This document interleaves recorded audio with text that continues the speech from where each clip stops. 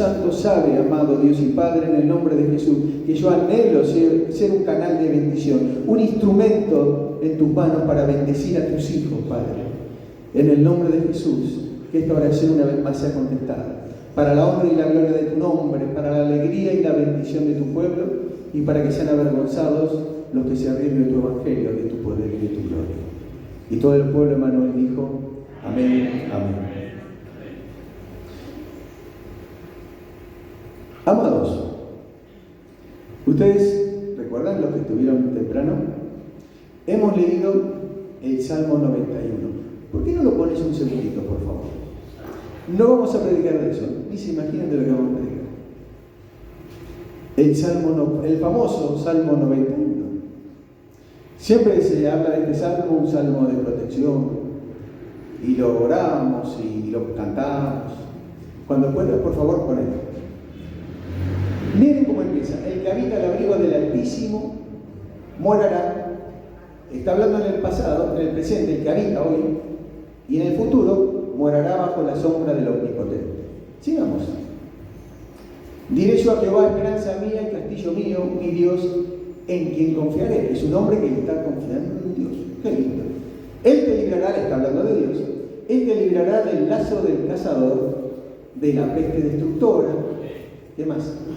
Y dice: con sus alas, está hablando Dios metafóricamente, con sus alas te cubrirá y debajo de sus alas estarás seguro. Qué lindo sentirse seguro en un mundo tan difícil. Sigue: no temerás el terror nocturno, ni saeta que vuele de día. Yo firmo. Ni pestilencia que ande en oscuridad, ni mortandad que en medio del día destruya. Caerán a tu lado 1000 y 10.000 a tu diestra, mas a ti el mal no llegará. Ciertamente con tus ojos mirarás y verás la recompensa de los impíos. Porque has, y acá se pone lindo esto, porque has puesto a Jehová, que es mi esperanza, dice, al Altísimo por tu habitación. ¿Qué va a pasar? No te sobrevendrá mal, ni plaga tocará tu morada. Y siguen las bendiciones. Pues a sus ángeles mandará cerca de ti, que te guarden en todos tus caminos. En las manos te llevarán, está hablando de los ángeles, para que tu pie no tropiece en piedra. Sobre el león y el áspid pisarás, hollarás al cachorro del león y al dragón, que es el diablo. Por cuanto en mí has puesto su amor. Ahora dice Dios el que habla. Guarda con esto. Hasta ahí estaba como hablando un hombre a Dios, pero ahora Dios le empieza a contestar. Dice: por cuanto, insisto, ahora es Dios el que habla. Por cuanto en mí ha puesto su amor, yo también lo libraré. Dios se compromete. Está hablando Dios ahora. Ya no habla más el hombre, es Dios el que habla. Repito: por cuanto en mí ha puesto su amor, Dios le dice, yo también lo libraré, le pondré en alto por cuanto ha conocido mi nombre. Aleluya, qué lindo todo esto. Pero esto parece una teoría. Les voy a contar una historia, que la vamos a leer ahora nomás, sobre hombres que conocieron este salmo y lo sabían lindo, y hasta lo recibían de memoria.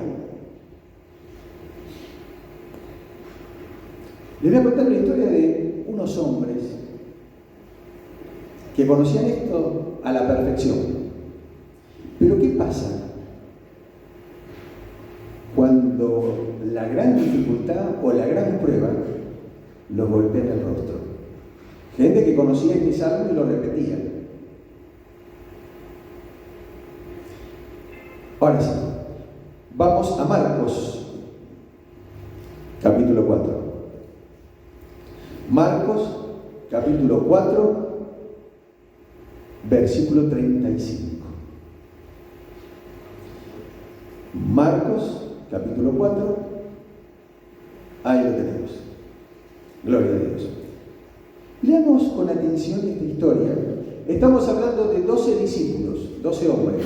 Pero no eran 12 hombres cualquiera, eran 12 hombres que caminaban todo el tiempo con Dios al lado. ¡Epa!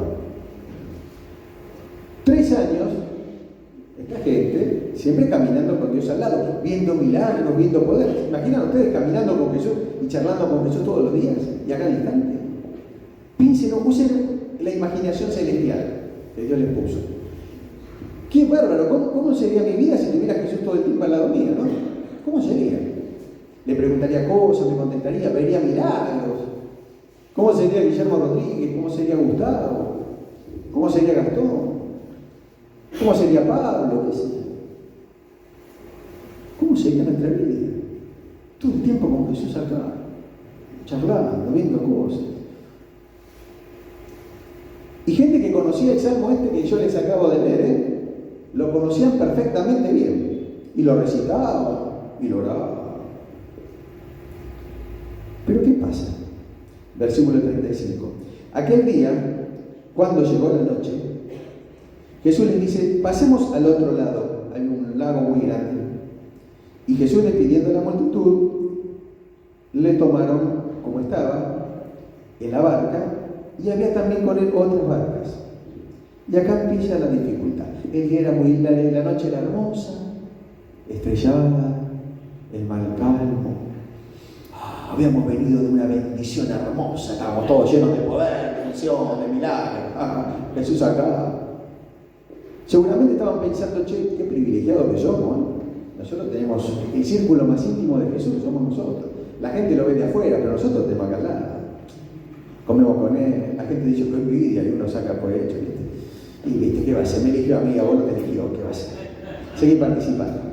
Por ahí en algún par de años en la eternidad te llaman, pero mientras tanto el que está soy yo.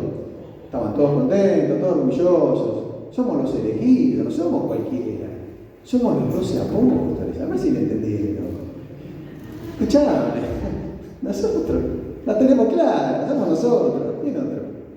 Y estaban todos contentos ahí. Y la noche hermosa, estrellada, el mar calmo, todo tan lindo, y habían venido de bendición en bendición. La ropa se rompía de tan contento que estaban. Pero ¿qué pasa? Versículo 37. En otras versiones dice, de pronto, inesperadamente, cuando nada se lo imaginaba, se levantó una gran tempestad de viento. ¿Y qué pasaba? Y echaba las olas en la barca de tal manera que ya se anegaba, o sea que la barca se hundía. Pero si estaba todo tan lindo, de pronto, inesperadamente, cuando nadie se lo imaginaba ni lo esperaba, todo estaba tan lindo, tan hermoso, tan bendecido, y de pronto se levanta una tormenta feroz. Y encima era de noche, o sea que ya no se veían estrellas. Imagínense ustedes en una barcaza como la que estaban en esa época, un bote grande diríamos hoy, en medio de un mar embravecido. ¿Se imaginan eso? ¿Saben que se levantan olas de 5 o 6 metros? Y encima hay viento. Esto era destino Titanic. Imagínense. Y acá había pescadores, hombres de mar, hombres que no se iban a asustar por una tormentita cualquiera, hombres que estaban curtidos. Pero ¿qué ocurre cuando viene esta tormenta? Versículo 38. Y Jesús estaba en la popa, o sea, en la parte de atrás del barco, durmiendo sobre un cabezal. ¿Qué escena extraña? Y los demás maestros le dicen, y él estaba en la popa, en la parte de atrás, insisto, durmiendo sobre un cabezal, y le despertaron y le dijeron, maestro, ¿no tienes cuidado que nos morimos? En otras versiones me gusta más que esta, es más clara. Le gritan a Jesús, ¿no te das cuenta que nos morimos? Esa fue la manera, les decía. Porque cuando uno está desesperado y a punto de muerte, no le dice, ay, perdón, disculpame la molestia, sé que estoy molestando. No sé, mira, pues es que nos estamos ahogando, ¿viste? El agua está por acá. No se te ocurrirá ninguna cosita, ¿viste? Dice, un ratito. No. Entonces, usemos nuestra imaginación santa para poder entender la palabra. Porque si no, esto es una historia lejana. Pero si nos ponemos en los personajes, si el que está ministrando lo sabe transmitir, se puede entender mejor. Hubo un momento de loco, estaban todos los gritos. Imagínense Mateo, que era un recaudador de impuestos, en su vida había subido un barco. Había otro también, Bartolomé, tampoco había subido un barco, y muchos otros. Pedro sí, y Juan también, Santiago también. eran los pescadores.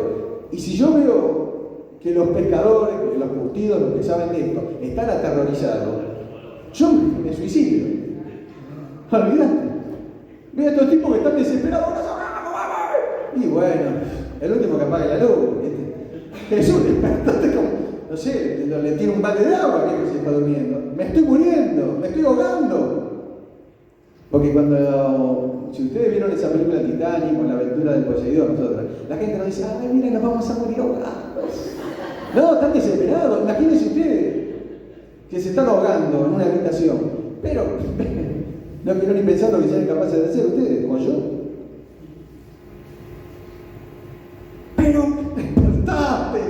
¿Cómo puede dormir? No te das cuenta que. Ahora, Jesús estaba en la parte de atrás de esa barca grande, de esa canoa, ese bote grande, nada más. Pero ¿cómo podía dormir él? En medio de los gritos desesperados de 12 tipos que estaban desesperados, el viento, la lluvia, porque no es que a él no le llegaba el agua, a él, un hijo de Dios, a él no, el agua no le llegaba. No, se estaba mojando como todos. ¿Y cómo podía estar durmiendo? Nunca se preguntaron eso. ¿Por qué? ¿Qué? ¿Era sordo que no escuchaba los gritos? ¿Era insensible que no veía que el agua entraba por todos lados y los trepaba a él? ¿Y que la barca hacía así? ¿Y que el viento andaba por todo lo que da? No se daba cuenta de nada. Dormía él. O tal vez se hacía el dormido porque quería ver algo más.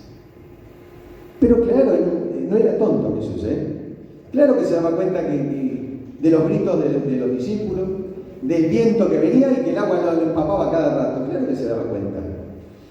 Pero sin embargo, descansaba.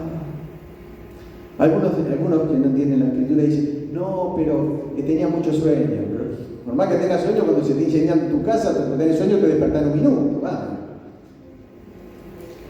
No entendemos que Jesús también era un ser humano. Lo vemos siempre tan idolatrado, no, también era un ser humano. Tenía hambre, sueño y se cansaba como nosotros. Pero él no se mueve. Por eso los discípulos le dicen, bueno, che, que siguiste. Dale, Pedro, sí, saca más agua, no puedo beber el agua. Imagínense la noche, la suela que le hacían así, casi lo daban vuelta. Todos los gritos, sácame de aquí.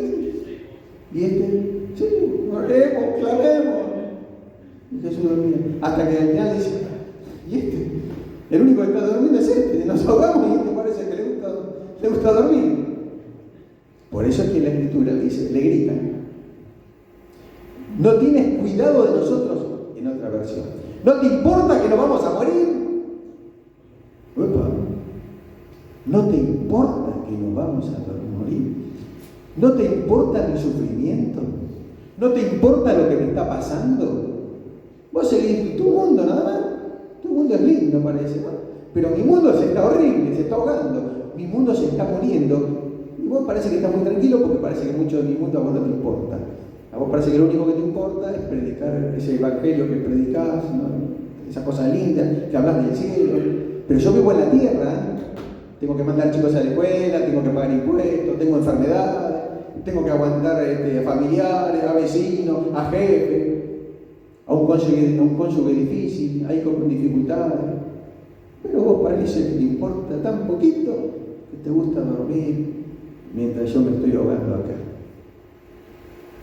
Esta es la actitud de estos hombres, que se parece muchísimo, muchísimo, muchísimo, muchísimo a la nuestra, cuando tenemos dificultades. Y me gusta la actitud de Jesús, cuando le grita, ¿no te importa que perecemos, que nos estamos muriendo? Jesús, calladito, se levanta, no dice nada. ¿Y qué es lo que hace? Y levantándose, versículo 39, reprendió al viento y dijo al mar, calla, enmudece. Y cesó el viento y se hizo gran bonanza. Todo otra vez de bien, otra vez calma. Y me imagino la cara de estos muchachos.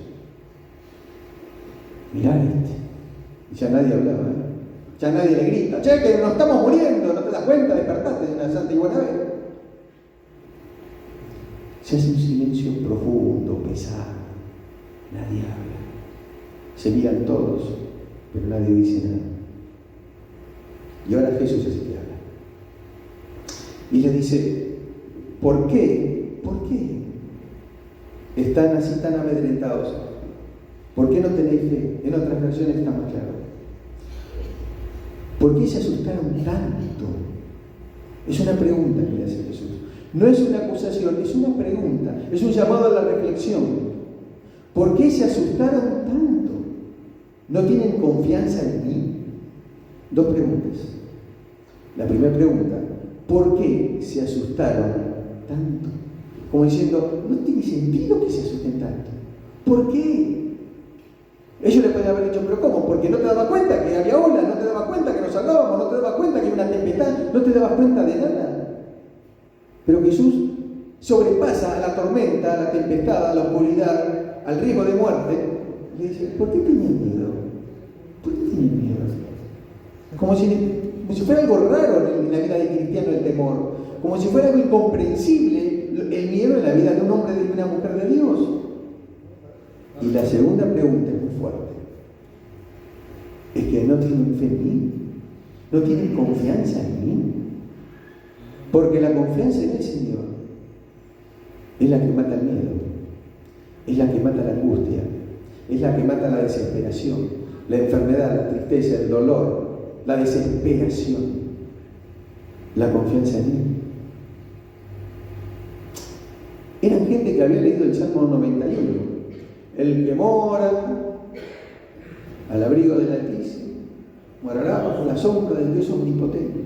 Claro que lo sabían, lo librará de la angustia, lo librará de todo, y de Dios le dice, por cuanto en mí has puesto tu confianza, por cuanto en mí has puesto tu confianza, ahora déjame hacer lo que yo te voy a hacer. Claro que lo sabían, pero en ese momento se olvidaron de todo. Se olvidaron de todo. Qué parecido a nosotros, ¿verdad? A veces nosotros usamos a ellos para criticarlos. ¡Qué poca fe! ¡Mira vos! ¿Y qué pasa cuando nosotros, la angustia, la desesperación, nos golpea un cachetazo en nuestra cara? ¿Cómo reaccionamos? Mejor que no nos entere nadie cómo reaccionamos. Mejor que nadie nos escuche las cosas que decimos. Porque quedamos mal. O por lo menos yo. Y esto nos brinda una dosis de humildad. Una gran dosis de humildad. Porque siempre usamos a personajes de la Biblia para criticarlos como si nosotros estuviéramos exentos de ellos. A lo mejor yo soy mucho peor que ellos. A lo mejor si yo hubiese estado acá, no le hubiese gritado, hasta le hubiese zamarreado a ver si Jesús se despertaba. Y le hubiese dicho cosas peores. Entonces no tengo derecho a usar estos hombres para criticarlos, cuando yo puedo ser mucho peor. Cada uno de nosotros seguramente ha tenido dificultades y pruebas. Hablo de las cosas grandes. ¡Ay, se me partió el colectivo! No, estoy hablando de algo serio. Un diagnóstico terrible. Una vez una madre me dijo, yo abrí el botiquín y vi que mi hija se había tomado todas las pastillas. Una vez un hombre me dijo, yo sin querer descubrí que mi mujer me engañaba con otro hombre desde hace años. Hablo de esas cosas fuertes, de esas tragedias, de esas cosas incomprensibles. Cuando uno va a que el médico examine a la criatura, le lo mira así, me pasó a mí esto. Mi hija del medio, que era chiquitita, y andaba mal. La llevamos al médico pensando, bueno, le va a dar un remedio y se cura. Nos mira así y nos dice, la tengo que internar urgente. Me quedé sorprendido, ¿sí? ¿Y dónde la internaron? ¿En una sala común? No, en terapia intensiva va. ¿Cómo? Va a terapia intensiva en la corporación médica, en la terapia intensiva para niños, porque se puede morir. ¿Cómo? Sí, se puede morir. Riesgo de muerte total. Bueno. ¿Cómo? Yo vine a traerla para que usted la cure y le dé una remedio y dice, bueno, vamos a casa. No, que vamos a casa, terapia intensiva urgente. Y si el cuerpo no reacciona bien a todo esto, se muere su hija. Consulte a todos los médicos que quiera. Hicimos interconsulta, el tipo venía, corría a otro médico, sí. Todos coincidían con el mismo diagnóstico. Si el cuerpo no logra vencer la infección, se muere su hija. 1 mes y medio así tuve. ¿Saben lo que es 1 mes y medio? No sabiendo si me iban a decir fuerza. Su hija se falleció. ¿Saben lo que es eso? Hay un nombre para cuando mueren los padres, se les llama huérfanos. Cuando se muere un cónyuge, se llama viudo o viuda. Pero cuando muere un hijo, no hay nombre. Porque es tan terrible, es tan desesperante, que no hay nombre. Para eso no hay nombre. Para el resto sí. Pensé muchas cosas ese mes y medio. Mucho. Me planteé muchas veces. El diablo me decía ahí, ¿dónde está tu Dios? Lindo tu Dios. Yo he visto morir niños ahí. Niños. Me acuerdo de un matrimonio que estábamos, uno de tanto estar ahí, ya decía ya como amigos, no sé, como compañeros hermanos. Y yo había llegado primero, y ya los médicos me dicen, y digo, no, falleció recién la chiquita esta. Y venía el papá y me decía, hola, ¿la viste a Sandrita? Y yo decía, había fallecido, porque hace 2 minutos me enteré que falleció. Y vi cómo se puso ese hombre, y dije, ¿seré yo el próximo? ¿Seré yo el próximo? Y si qué pasaba si me ponía delante de todos ustedes y me decía, se me está agotando la fe? ¿Qué me hubiesen dicho ustedes? Qué poca fe que tiene este. Y a este lo pusieron como líder, a este. Mira vos. Y a veces en nuestra angustia no abrimos nuestro corazón, porque en vez de una palabra de aliento recibimos una piedra. En vez de una palabra de ánimo recibimos una crítica. Entonces nos encerramos en nosotros mismos y el diablo nos hace bolsa. Pero qué lindo mostrarse sinceros. El Espíritu de Dios quiso que nosotros supiéramos las reacciones de esta gente, que sabía el Salmo 91, como nos leyó nuestra hermana Elba, que sabía todo, que Dios te librará, bla, bla, bla, bla. Sí, pero cuando el problema llega, ¿qué hacemos? Nos olvidamos de todo. Ahí es cuando necesitamos, ¿saben qué? Un Simón de Cirene que nos lleve la cruz. La historia, quizás no todos la sepan, Jesús estaba cargando la cruz y ya no podía más con su cruz. Y se cayó, ¡plum! Entonces, ¿qué hicieron? A un señor llamado Simón, de una localidad Cirene, que venía de trabajar, venía de su mundo. Che, vos, cargale la cruz. Y este Simón de Cirene le cargó a Jesús la cruz que ella no podía levantar. ¿Quién sabe si hoy usted o vos ha venido con una cruz que ya no podés levantar más? Te estás tropezándote, estás arrastrándote porque esa cruz ya es muy pesada. Pero le pones cara linda a todo, no sea cosa que los demás te critiquen.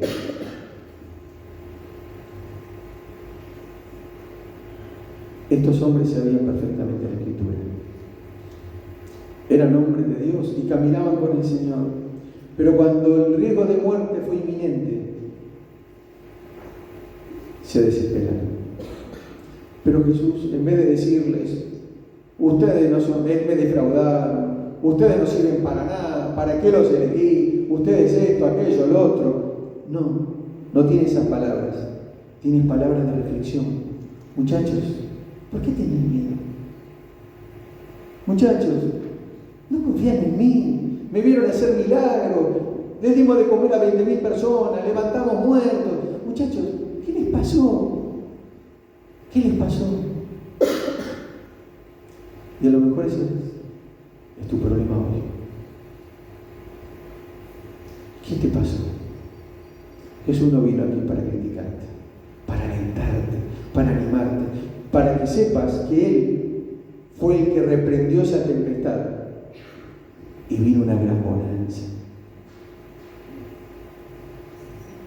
Vino una gran bonanza. Todo de nuevo, todo en paz. Y ellos decían, ¿quién es este? No lo conocemos. El Salmo 91, fíjense cómo termina el Salmo 91. Si lo podés, te estoy molestando a cada rato, pero te pido disculpas.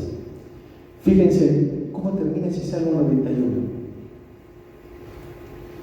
Vamos a guardar un instante. Yo no quiero abusar del tiempo de ustedes. Los saciaré. El versículo anterior también, si podemos. Me invocarán y yo les responderé. El que dijo esto nunca mintió. Jamás salió una palabra mentirosa de los labios de Dios. Me invocará y yo le responderé. Es el compromiso de Dios. Y con él estaré. ¿Yo en dónde? En la angustia. Yo estaré con él. Él estará contigo en la angustia. No solamente en los momentos lindos donde todo te va bárbaro. En la angustia, en tu dolor, en tu desesperación. Lo libraré y le glorificaré. Esa angustia que estás pasando, esa desesperación, esa tempestad que ha venido a tu vida, tiene un propósito. ¿Cuál es? Que Dios te va a mostrar larga vida y salvación. Te va a liberar. No solamente te va a liberar, sino además te va a poner en alto, en un lugar mucho más destacado que antes. Dios nunca llevó a un hombre al desierto para hacerlo morir en el desierto. Jamás. Jamás. Jamás. Yo sé que hay pueblo de Dios que necesitaba escuchar esta palabra. Por eso le dije que tenía palabra de Dios para ustedes. Padre del cielo, en el nombre